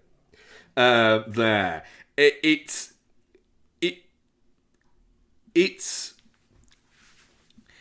it's really quite piss poor. In the sense of there's an element of when he started quoting Shakespeare and going into it, I was like, are you trying to show us how smart you are, Franny? Because Shakespeare ain't that smart anymore. I could see that being a Driver thing if they've been allowed No, to. I don't. Yeah. I don't think that's Driver. I think that is a Francis Ford Coppola. I think Driver wrote every other bit that Francis Ford Coppola just wasn't interested in. So any monologue, and there's a fucking lot of them, I don't think Coppola's ego would let anyone else get away with that. It is lechy. It's really lechy. There. It's... But it's going for that whole like Roman Empire. It was a lechy. It's but represented in cinema as a lechy time. But the fact that Coppola has chosen that feels a little bit, and the fact that Driver is clearly Coppola. It's that in the same way as every lead character in a Woody Allen film is Woody Allen. He's Coppola, and so you've got the whole. Oh, I'm this misunderstood. Yes, I have issues and I'm not perfect, but I am a genius who's just trying to create art to make a perfect world. And there's that. I have no use for you. I am interested in people who like art and poetry and architecture, and these are the things that I find interesting. I don't find you interesting because you don't find those interesting. You just find all the fun things, but you don't want the beauty of the world. Fuck off. I'm the one who will tell you what the right thing is. Yeah. I am the one who's got all the answers. Yeah, and there's an element of I don't know. I was uncomfortable with the idea that you had that it was painting the mayor as the bad guy constantly. When you're there going, I don't know what he's done that is that bad yet, but it's just a bit weird that it's supposed to be the status quo Cicero versus the visionary future Catalina. And there's that. But again, what's the vision? Yeah, people will walk on Megalodon, moving whatever. escalators that are golden. Yeah, but literally you're looking at that and going, they're in airports. Yeah, They're literally in airports. It's like Francis Ford Coppola wrote this 40 odd years ago, and then has only just managed to find the money in his winery to actually make it now. Isn't that exactly what's happening? Yeah. Yeah. But he's been constantly adding bits to it. Plaza and the Beef are the only people who seem to be absolutely, look, we signed up to make a Francis Ford Coppola movie because we wanted to work with fucking Francis Ford Coppola, and then we got here and it's this shit show. So fuck it. I don't think that Francis Ford Coppola knew that Shia LaBeouf was going to get out of that fucking Escalade dressed like one of his sisters. I think he's fucking minting this. Again, I know he's problematic. He's minting this. I go back to my thing that I have said for years, before he became problematic, that Shia LaBeouf, before he hit 40, would have won an Academy Award had he not been... Shia LaBeouf. Had he not, when he's not on screen, been Shia LaBeouf. Had he not had the problems that he clearly has. Because you can be a prick and have done some prickish things and have issues. They can exist at the same time. And I think that with Shia LaBeouf, I am very much not justifying the things that he allegedly has done. But I am saying the guy's clearly got fucking issues. Yeah, no, but I mean, he's good in this. It kind of feels like he's channeling some stuff as well, and he's good. But it was a point that Captain Cunt raised when I was talking to him about it, which is like some of the actual direction is just like piss poor as well, like the visual storytelling. He reminded me of that scene where LaBeouf is following. I can't even tell you what it is. in the car, Shia LaBeouf is following Natalie Emmanuel, who is following Adam Driver, or are they in the same car? No. Because he's not. What is happening? No, he's not following. The beef isn't following Natalie Emmanuel. He's also following Driver because he wants. So they're both following Driver. Yeah, because he wants to get something on him. Right. Okay. And okay, fine. But then, like the whole Madison Square Garden thing, where it's like suddenly there's like a fake sex tape. Yeah. What? But is it and then fake? like there's about 10 minutes of that, and then it just goes away. Yeah. It picks shit up and then it drops it, and then later on it tries to pick it up and go, "Do you remember this?" And you're like, "What? No, go away." The problem is It's been 4 monologues since. Yeah, it's the mindless ramblings of an egomaniac. Then. Yeah.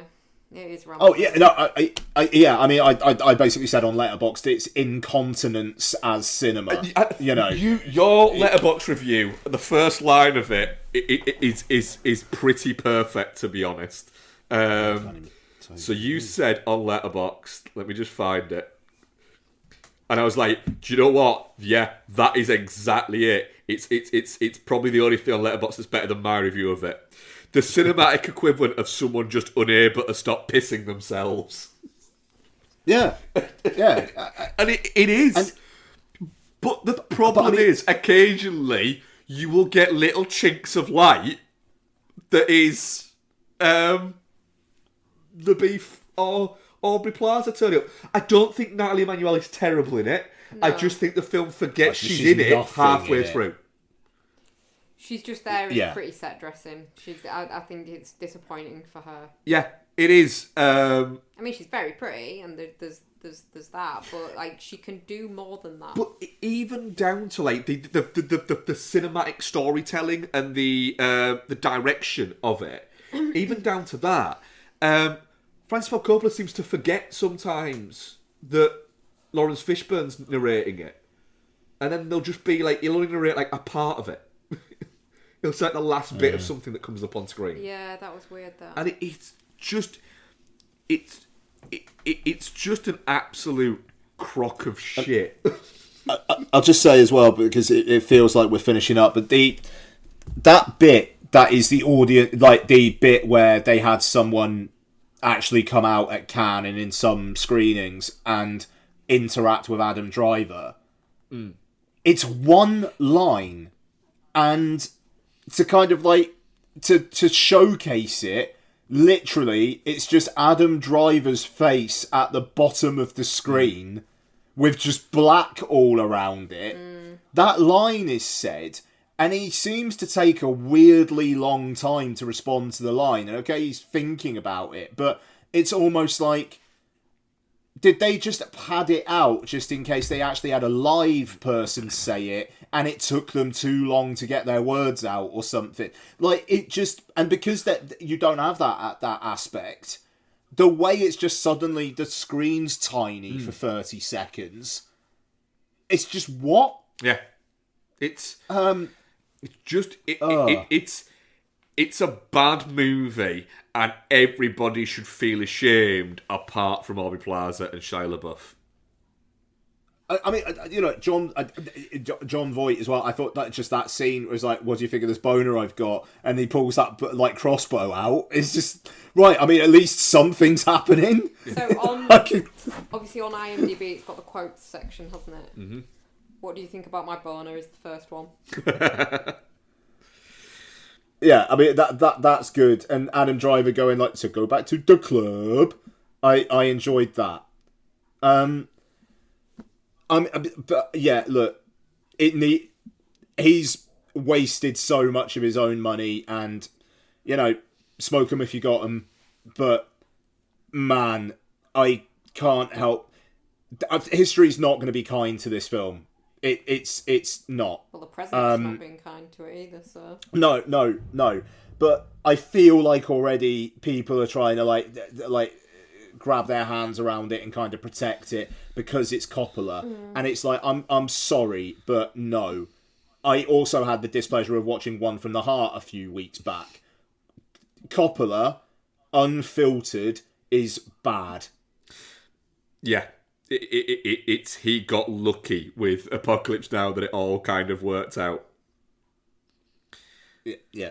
Look, shit. Shit. I'm really, really glad that I wasn't disappointed because I was already worried about it, so it can go on my worst of the year list with a bullet at number 1 as it is at the moment. Awful fucking film. Before I give my rating, I reviewed 2 movies in 2020. One, Zodiac. This film is a fucking masterpiece. And Father Christmas is back. Money was laundered. It's the only explanation. Yeah, well, that's true. And in 2022...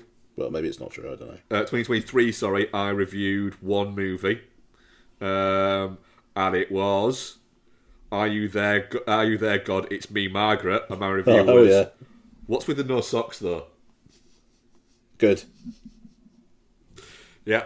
Yeah, it's just shit. It's shit. And I'm glad I saw it. I'm glad I saw it at the cinema, but it is shit. But yeah. The thing is, I enjoyed it, but I enjoyed it in spite of itself, because it is shit. Yeah. Yeah. Our audience poll, touching cloth 25%, shit 75%. Wow. Right. Let's ring some things. Ring, ring. Right. Ring what is... Oh, fucking hell. Try to find the... Oh, Jesus. Let's just talk about them both. Yeah. Like, kind of together. They are directed by people. We're not going to do Spiral. Both directed by Hideo Nakata. Yeah. We're not going to do Spiral today, Bex, because I didn't finish watching. Fuck's sake. So I stayed up until stupid o'clock and you couldn't even bother to watch the end of it. I tried watching it today and fell asleep. Fuck's sake. I got up early this morning to finish it. Well, that would have Fucking been fuck. a nice little treat for you. I mean, do we? I don't know. Do we just talk about Spiral anyway and fuck it? No, I don't know. I've okay. confused myself All right. fucking watching it anyway, because they contradict each other because they're the same time frame, and it just really confused my head. So if we just stick to one. It is wild watching. I watched them back to back, and just the way it's like there's a lot of the same actors. It's like the start is from the same starting point, but they're 2 completely fucking different films. Bex, can I just ask? I know we're going to talk about Spiral next week. Was there any way on God's green earth, like in the first 45 minutes of that film, that you would have been able to guess what the last scene of that film was? Nah, man, shit gets weird. We'll talk about it when Mark's seen it. Wild film is Spiral. Yeah. Fucking wild. The thing is, because I had to get up early to finish it this morning, I was in a bit of a grump, and I was watching it, and I was like, I swear to God, if it turns out that this is all about fucking smallpox, I am gonna fucking rage. Oh, it's definitely not, though. It's not about smallpox, babe, don't worry. Well, spoiler alert. I was looking forward to Oh, mate, Smallpocalypse. you would never be able to guess. It's incredible. It's so dark. Sorry. Yeah. It's great. Right, so yeah, The Ring movie. Yeah. We know what it's about. Everyone knows what it's about. Bex, rewatch, what did you think? Yeah, it's inarguably just a fantastic pedestal holder of Japanese horror. It's very, very good. I think I always forget how slow paced it is. But yeah, it's weird because you kind of see, like, it's got elements of like a teen slasher in it, and it's got elements of like Candyman and stuff like that, and but all in the same film. Yeah. Yeah, it's not as scary though, actually, as I remember it being. Number 2 is actually scarier than number 1, and Spiral's scarier than both of them. Yeah. But yeah, but yeah, it is very good, and I think the story in it is very. The reason why I was a bit reluctant to watch Spiral was that I didn't want to muddy the water of the 2 different kind of threads, I guess. I mean, I'm really glad I did, and that one's got some real shades of noir in it, which is just fun. But yeah, I think the story is. I think it's hard to keep track of the lore throughout the series at points. I found that. I found them quite nice to watch. Are we talking about both of them at the same time? Yeah, We're yeah, talking about. We're doing that both at the same time. Yeah. Go. I found them quite soothing to watch in a way. They were engaging to watch, and I enjoyed my time with them. If you'd have paused it at any point, either of them, and said, "Matt, what's going on?" I'd be like, "I haven't got a fucking clue, mate. I don't have a clue." I think that there's some kind of spirit, and there's a videotape. I don't know who she is. You're not a bright man, though, are you? Not a bright man, no. But yeah, I found them baffling to follow. I wouldn't say I found them baffling. I just think the rules... That's a failing on me, but I absolutely hold my hand up and say that is a failing on me. But genuinely, for some reason, it's almost like a Derren Brown trick, these movies with me. That a scene will go by, and I'll have watched it, I've paid attention, I wasn't looking at my phone or anything, and then, like, genuinely, if you just stop me and gone, what's happened in that scene, I'd be like, I don't know. I will It say won't something... sit in my brain. I have no idea what happened in these movies. I don't want to incriminate... Oh, Spiral's going to fuck with you then. Sorry, Bex, go on. I don't want to incriminate you or anything, but J-horror seems to have the same effect on you as the theme to Twin Peaks. Oh, J-horror does send me to sleep, yeah. And I think because your hours have been really fucking weird this week, I think you weren't, like, asleep. Like, anytime that you felt like you were about to fall asleep, you were like, right, no, I can't. We've got to review this for the podcast, so I can't fall asleep. And you were very sensible in that sense, but I think if you're sleepy and watching this, you're just not going to fucking get it. What I was meaning was the rules around, like, how the tape works. They just change quite a lot throughout the franchise, does. And it's like, hang on a sec, what? I think I enjoy the procedural element of them, more than I enjoy like the spooky shit element of them. The investigation into like what's going on is probably the bit that I found most engaging this time around. And it's I feel like I probably enjoyed number 2 more this time round, and that's more than 1, or you enjoyed it more than you did last time. More than 1. Oh. But probably just because I'm so familiar with the first one, because I've watched it so many times over the years, and I haven't as much with number 2, so it felt a bit fresher to me. Yeah. So yeah, and I quite liked sort of May taking the lead as the main character in number 2. Yes. Do you know who that is? Nope. Girlfriend. The assistant girlfriend from the first one. Yeah. Who found Hiroyuki Sanada. Yeah. But I do know her. Yeah, the one that ends up with Yoichi after. Yes. Yeah. Yeah. She gets hit by a truck. Yeah. Yeah. I said to you at one point, we didn't know while we were watching it, I don't know whether it's this or The Grudge, but I feel like that boy's gonna meow. Could have been this, to be fair. One thing, Mark, close your ears a second. So, one thing that did bother me, and I feel like I'd probably have benefited from watching them the other way round, but like in number 2, it just like assumes that you know that this girl's got psychic like abilities, and that is it Takayama does as well. It doesn't establish that in the first film at all. It establishes it in Spiral. Yes. And it's not a sequel to Spiral. It's discounting Spiral entirely. Yeah. And yet that is just expected to be known. But doesn't Spiral now have spin-offs? Spiral is like a separate arm there's of, arms. of Ring. 2 arms and a standalone. Wild.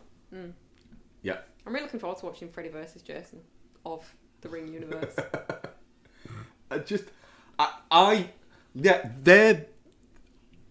I enjoyed watching them. Like I enjoyed the experience of watching them. None of it has permeated. It's really bad, man. It's so weird. I'm really hoping Spiral does. Yeah, I mean, this is the thing, because like I watched Ring 2 and then I stuck Spiral on straight away because I was just like, I'm in the mood. And I'm finding it really hard to remember Ring 2 because Spiral left an effect on me and Ring 2 kind of didn't. I can see why they decided to retcon it, though. Like, how do you make a... Well, we'll see when we watch Sadako 3D. But how do you make a sequel to that? I don't get how you do a sequel to that. Well, I mean, I suppose it's like the continuing adventures of, but Yeah, sure. why not? But yeah, Ring 2, honestly, I'm finding it hard. So like, you got they do the experiment by the pool, and then like they kind of the pool bit's think fucking that- weird. and then in the well, and then they pull up the like Sadako that looks like the model of Sadako that they make, and it goes like, why are you the one being saved, or why am I never the one being saved, or something like that, which is actually like a really sad line. Why are you the one being saved? But I couldn't tell you much more. I like that sequence where the that poor fucking reporter guy who's like just kind of helping in the first one, he's helping in this one, and he's doing the revert, like the girl, watching the girl being interviewed, and he's doing like the backward forward, and like her head goes up and down, then turns into Sadako. That was really well done. Yeah, that is really good. It's creepy.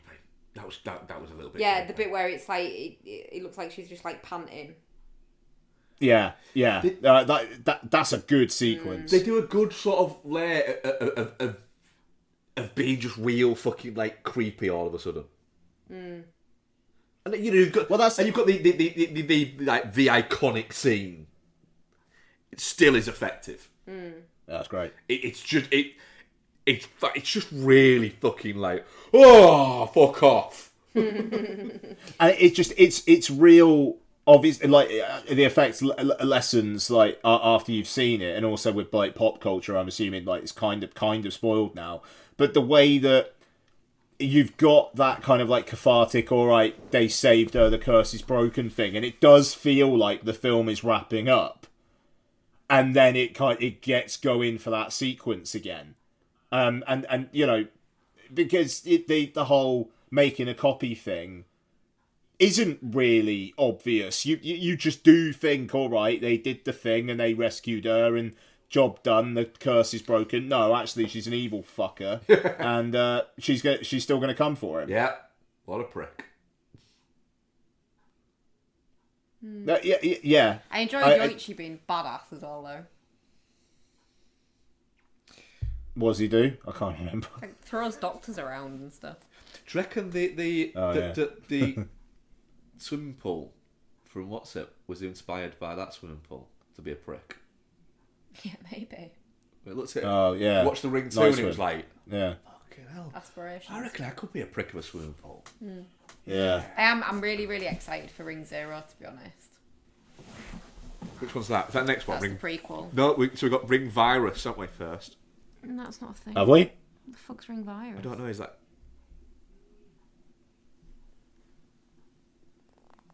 If we do Spiral and Korean Ring ones. 0 next week... Alright, Spiral and Ring 0 next week, yeah. Yeah, it's one of the Korean ones, Ring Virus. Just to even make it even weird, fucking more like fucking random and all over the place. Wild franchise. Can't wait. This. I remember Ring 0 like absolutely fucking slaps. Oh, really? Ooh, nice. It's setting up all the mythology. I've seen it, and I know I've seen it because I watched the trailer on the Blu-ray last night. It was like, okay, I remember that bit, so I know I've seen it, but I couldn't tell you anything about it. Yeah, I've definitely Apart seen from it I remember that bit. because we had the Blu-ray, don't we? Of the Should we go dig it out the loft? yeah. We'll play it on our non-existent player that we have. Yeah.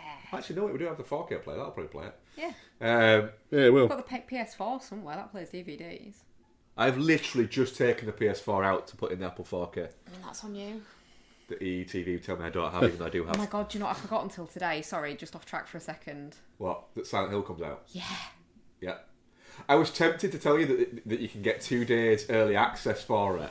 And then I just thought, that's a terrible idea, because that would be the Sunday before we go on holiday, and you'd just play it to, like, summit in the morning on the Yeah, because Monday. I want to start it and then not. Yeah. And it's like 18 hours gameplay, I think. Yeah, so I'd be like there going, Bex, why half your clothes out of the suitcase? And there'd just be the PS5 in there. Rebecca, we need to set off to the airport. I just need to get to the end of this bit. What day are you guys going?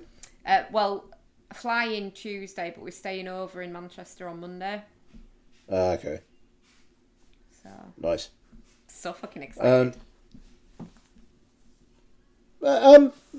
Yeah, I'm definitely not shit to both of them. Definitely shit to both of them. You know, absolute corkers of movies. What I remember of them.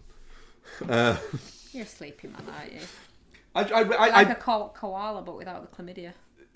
yeah, but with the smooth brain. The smooth brain, yeah. Nice. Yeah, definitely not shit. Both of them. Yeah, definitely not sure, yeah. Yeah. Looking forward to this Spiral one people keep on talking about. Yeah, Chris Rock's great in it. Don't reference that film. Yeah, I'm intrigued to see what you... Because I've seen it before, but I'd completely forgotten it, and you've never seen it at all, have you? No. I'm intrigued. No. Watch the first. I've watched the first 10 minutes of it twice. With no subtitles. Once with no subtitles, because it's on Arrow TV. So got Arrow TV. Thought, there we go. I'll get Arrow TV and I'll watch that. Subtitles didn't come on. Turn the subtitles on. Subtitles still don't come on. Great. Yeah. Well done, Arrow TV. Well done, Arrow TV. I mean, it's probably something you're doing wrong, smooth brain. Probably is with my smooth brain. Yeah. Right, we do have questions. Dylan asked us, do you think streaming services will ever get a decent user interface? No. No, because what they seemingly do is they upgrade them and make them worse. I think Disney's probably fairly user-friendly. That was the... Go on. Sorry. It's probably the nicest Yes. one, yeah. Netflix isn't bad. It's not bad. Do you know what? It isn't bad, but... It just shows you what it wants you to see, though. Not And, only like, that, it's stop recommending the same 14 movies Yeah. for Look Who's everything. Talking To is not a psychological horror of Netflix. I mean, clearly you haven't watched Look Who's Talking To for a while. But yeah, it is like that. It's a bit like, how the hell is Christmas Vacation an LGBTQ survival story? Yeah. Yeah, their categorisation's a bit shite, but like to use, it's not bad. The guiltiest one is Prime. Yeah, It's fucking shit. it's awful. Yeah. I like the fact that they have literally now put Prime as a subscription service within Prime. That's the thing with Prime. There's so many different subscriptions and things like that it's hawking at you that it just becomes impossible to work out what you can just watch with Prime. Yeah. Well, now on the update, they've put it in a separate Prime section, so you need to go to Prime at the top, select that, and it's it's basically they've made Prime one of the channel things, the subscription things that you've got within Prime. It's fucking stupid. You have to go to Prime in Prime. It's like Prime Cubed. Yeah, it is. It's just wild and bonkers and silly. Yeah, well done them. Yeah. But yeah, no, they none of them will ever get a decent user interface ever. I don't think. I think that moment has passed. Disney's come closest, but they never update their fucking library. And it's a little bit sluggish now. It was smooth and work. Now it's a little bit like you go, No, I'm trying to scroll. Yeah. And then we also had a question last week that we didn't get to because I missed it. My bad. Who's it from, Mark? It is from Rickard. It says, watch the first episode of the spin-off of The Batman, The Penguin. Colin Farrell is unrecognised with the title role. What are your favourite transformative performances where you wouldn't know it was the actor if you didn't know?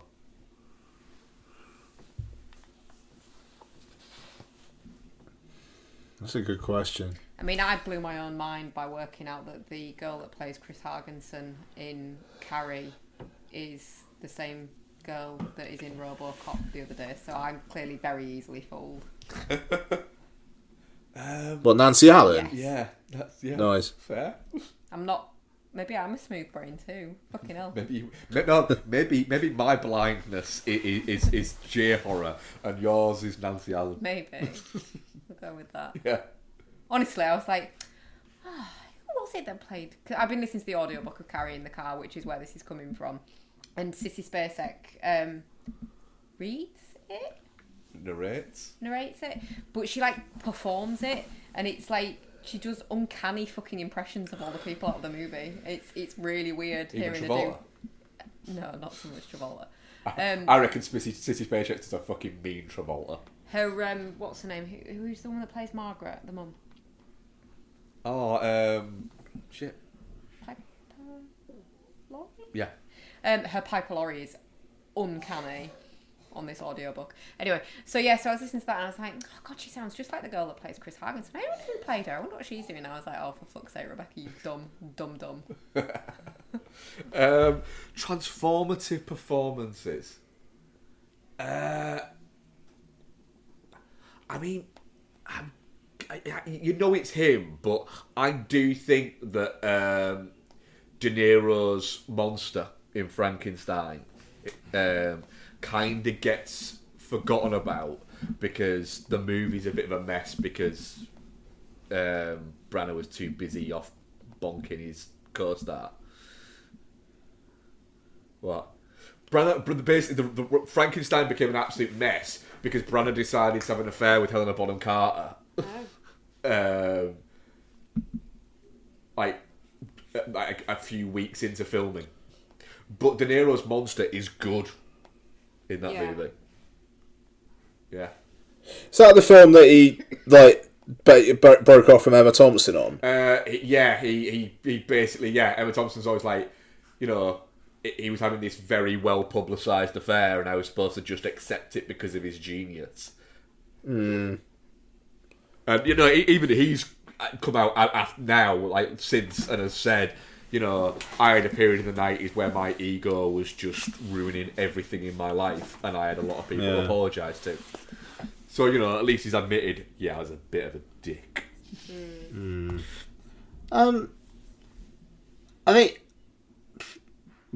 like, Gary Oldman in True Romance is interesting. I was going to say Gary Oldman, but in Harry Potter. Like, if you just knew Gary Oldman that's as, a like, good normal shout. Gary Oldman, and then you watched him in Harry Potter where he's fucking hot, let's be honest, you'd be like, Yeah, he is. nah, that ain't him. But Gary Oldman, I'd say, True Romance. I mean, Drexler's a fucking great character. Yeah. Absolute piece of shit, like, but a great character. That's a good shout, that. Yeah. Nice. Yeah, right. And that's our questions. What are we covering next week? Well, speaking of the folie à deux between you two in the J-horror and Nancy Allen blindness, Our smooth brain we have... ways. Yes, absolutely. We have Joker, folie à deux, next week, which is going to be interesting. I have had the ending spoilt for me on the internet, so be careful. Was that a review or just a random... Just a Reddit thread. Oh, there you go, Reddit. But it didn't say spoilers in the fucking... you know. Never trust people. Yeah, exactly. Oh, yeah. It's going to be an interesting one, that. Yeah. It's... that whole film it's a bold strategy, Cotton. Let's see if it pays off. What I do like about it is again, it's Todd Phillips is very much like, nah, pay me up front. Yeah. I think. I mean, he has outright come out and said there is no way this movie is going to make as much money as the last one, but of the two movies, it's still profitable. I mean that that's it. They could spend the money that they've spent on this, not make any money, and still make a profit. So, but like the box office tracking's gone down in the US in the last few weeks. It's now looking to maybe open to about half of what the first one did. It's the first, which is pretty wild, to be fair. The first one just had that absolute. It caught a moment. It caught a zeitgeist, and and this one isn't there to capture it. It's not. There's not there. The run-in marketing for this has felt more insufferable than it did for Joker for me. The fact that Gaga's released a fucking tie-in album. Yeah.